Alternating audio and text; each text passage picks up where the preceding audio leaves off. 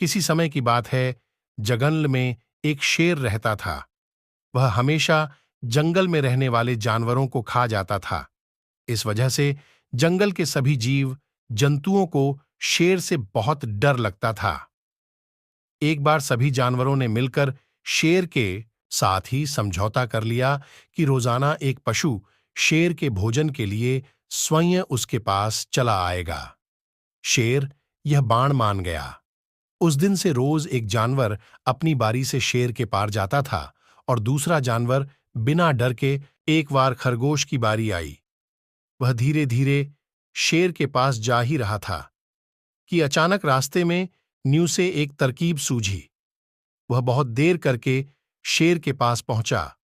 शेर भूखा होने के कारण बेचने अपनी गुफा के बाहर निये द्वोलजिते चुमाश अलकीम सस्तानिश चक्कर लगा रहा था।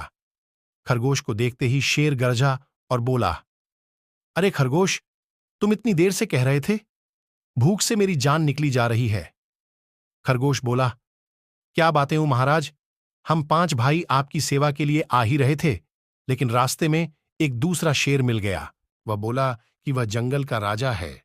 उसने हम पर हमला कर दिया और मेरे भाइयों को खा गया। महाराज, मैं किसी तरह अपनी जान बचाकर आपको यह संदेश देना चाहता हूं। यह बात सुनकर शेर नाराज हुआ और बोला, कहां है वह दुष्ट जो अपने आप को राजा बता रहा है? मुझे दिखाओ, मैं अभी उसका कामस्तर कर दूंगा। खरगोश शेर को स्वाद के पास ले गया। जब शेर ने ठंड में चिल्लाया तो उसे अपनी ही परछाई दिखाई दी। उसे दूसरा शेर समझकर वह जोर से गरजा और गुस्से में उस पाप के अंदर पाप लगा दिया। लेकिन उस पाप के अंदर कोई दूसरा शेर नहीं था। वहां तो केवल जल ही जल था। बाहर निकलने का कोई रास्ता भी नहीं था।